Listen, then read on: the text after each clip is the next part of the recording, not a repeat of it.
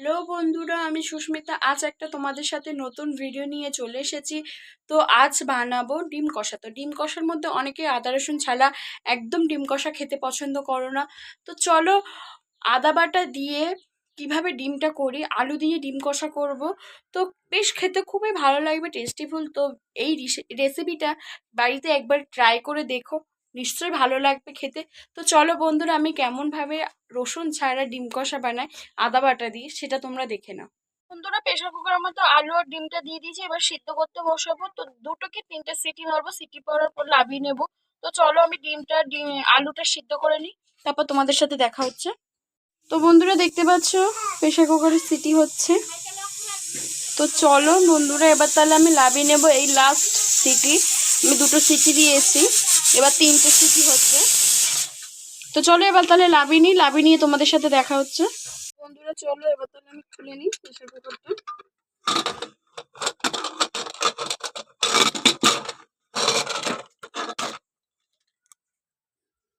তো বন্ধু দেখো, আমি প্রেশার কুকারটা খুলে নিয়েছি, আলু আর ডিম খুব ভালোভাবে সিদ্ধ হয়ে গেছে। তো চলো এবার তাহলে আমি লাভিয়ে নিই। তো বন্ধুরা, দেখতে পেয়েছো আমার ডিম আলু সবকিছু ভালোভাবে সিদ্ধ হয়ে গেছে, জলও ঝারিয়ে নিয়েছি। তো চলো এবার তাহলে ডিমটা জলের মধ্যে দেওয়া যাক। ঠান্ডা জলের মধ্যে দিলে কি একটু খোসা বাঁধে না, খুব ভালোভাবে ছাড়ানো যায়। তো বন্ধু চলো এবার একটু ঠান্ডা জলে থাক তা কিছুক্ষণের জন্য। তো ওদিকে আমি কড়াও বসি। তো বন্ধুরা, আমার ডিম ছাড়ানো কমপ্লিট হয়ে গেছে। তো চলো এবার বন্ধু, এদিকে আমার কড়া গরম হয়ে গেছে, তেলও একটু সামান্য দিয়ে দিচ্ছি, একটু কম হয়েছে, আর একটু দিই।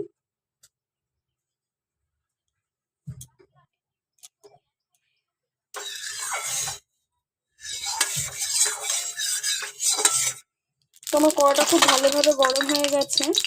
এই কড়ার মধ্যে ডিম তিনটে দিয়ে দেবো,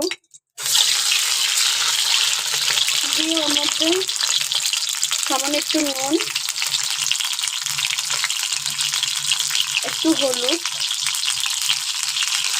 দিয়ে ডিমটাকে ভালোভাবে ভেজে নেব।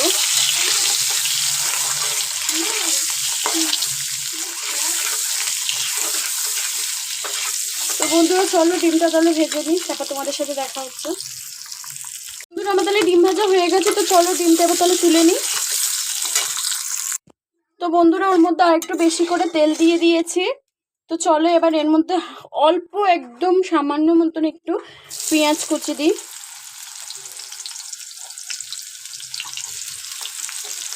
তো পেঁয়াজটা ভাজা ভাজা হয়।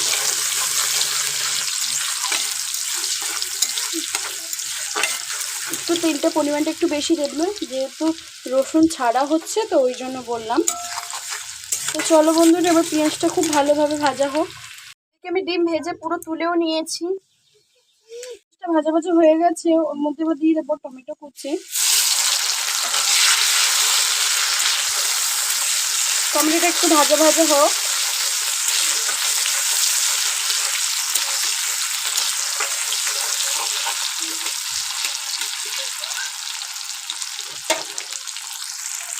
আমার টমেটো ভাজা হয়ে গেছে, এবার দিয়ে দেবো যে মশলাটা, আদা বাটা।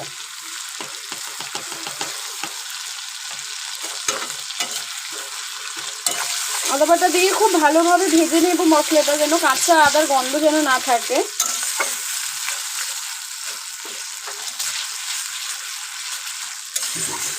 দেখতে পাচ্ছ আমি কেমন ভাবে নাড়িয়ে নাড়িয়ে ভেজে নিচ্ছি মশলাটা খুব ভালো করে। তো বন্ধুরা, আমার মশলাটা খুব ভালোভাবে ভাজানো হয়ে গেছে। তো চলো ওর মধ্যে কিছু মশলা দিয়ে দেব। মশলা, হলুদ গুঁড়ো সামান্য অল্প,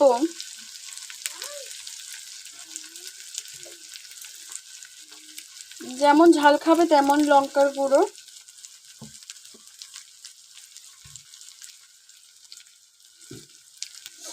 একটু অল্প করে জিরের গুঁড়ো দিয়ে মশলাটাকে খুব ভালোভাবে কষিয়ে নেবে আরো একবার। যত মশলাটাকে কষাবে তত কিন্তু তরকারি টেস্ট হবে। দেখতে পেয়েছো মশলার কালারটা কিন্তু খুব সুন্দর এসছে, লাল লাল একদম। তো চলো এবার তাহলে মশলা থেকে তেল ছেড়ে যাক, তারপর তোমাদের সাথে দেখা হচ্ছে। খুব ভালোভাবে মশলাটাকে কষিয়ে নেব। আমার পুরো মশলা থেকে তেল ছেড়ে গিয়েছে। তো এবার চলো তো মশলা থেকে তেল ছেড়ে দিয়েছে। তো চলো এবার তাহলে আমি সিদ্ধ করা আলুগুলো দিয়ে দেব।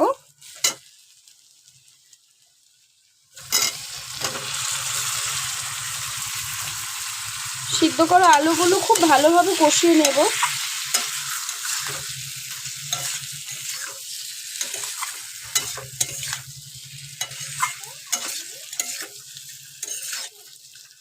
খুব ভালোভাবে কষিয়ে নেবে।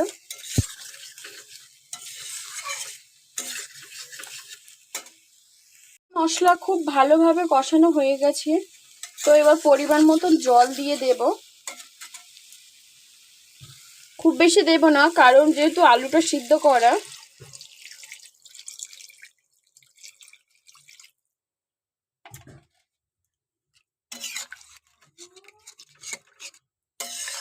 তো যা জল দিয়েছি আমার হয়ে যাবে, আর জল মোটেও দেব না।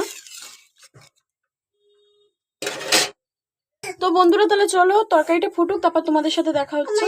আমার তরকারি খুব ভালোভাবে ফুটে গিয়েছে। চলো এর মধ্যে ডিম 3টে ভেজে রেখেছিলাম, সেই ডিমটা দিয়ে দিলাম। তো চলো ওটাও কিছুক্ষণের জন্য ফুটুক, তারপর তোমাদের সাথে দেখা হচ্ছে। দেখো আমার কিন্তু তরকারির মধ্যে বেশি কিন্তু ঝোল নেই, দেখতে পেয়েছো? অল্প জল দিয়ে ফোটাচ্ছি। তো চলো বন্ধুরা ফুটুক, তারপর তোমাদের সাথে দেখা হচ্ছে। তো বন্ধুরা আমার পুরো তরকারি রেডি। তো তোমরা চাইলে তরকারিটার মধ্যে একটু ধনেপাতা দিতে পারো বা গরম মশলা দিতে পারো। তো আমি একটু গরম মশলা দিয়ে দিলাম, সেন্টটা খুব সুন্দর হবে। অনেকে গরম মশলা সেন্ট নিতে পারে না, তো ধনেপাতা দিতে পারো, কোনো অসুবিধা নেই। দেখতে পেয়েছো তরকারি কালারটা কিন্তু খুব সুন্দর এসেছে। তো চলো তাহলে এবার লাবিয়ে তোমাদের সাথে দেখা হচ্ছে। বন্ধুরা আমার পুরো তরকারি রেডি, কালারটা কিন্তু খুব সুন্দর এসেছে। তো তোমরাও বাড়িতে একবার ট্রাই করে দেখো কেমন হয়, প্লিজ কমেন্ট করে আমাকে একটু জানিও। আমার পুরো রান্না পুরো কমপ্লিট। তো এবার দেখতে পেয়েছেন যে কেমন ভাবে আদা বাটা দিয়ে ডিম কষা, যে খুব সহজ পদ্ধতি। তো এই ডিম কষাটা রুটি, পরোটা, লুচি বা ভাত যে কোনো জিনিস দিয়ে তোমরা খেতে পারবে। তো খেয়ে একবার প্লিজ একটা ট্রাই করো, দেখো যে কেমন হয়েছে। তো এই ভিডিওটা এই পর্যন্ত। তো ভিডিওটা ভালো লাগলে প্লিজ একটা লাইক, একটা কমেন্ট, একটা শেয়ার করবে। আমার চ্যানেলে নতুন অতিথি হয়ে থাকলে প্লিজ একটা নোটিফিকেশনটা অন করে রাখবে, যে আমি ভিডিও ছাড়লে আপনাদের কাছে সবার আগে পৌঁছে। তো ভিডিওটা এই পর্যন্ত, ভালো লাগলে প্লিজ টাটা।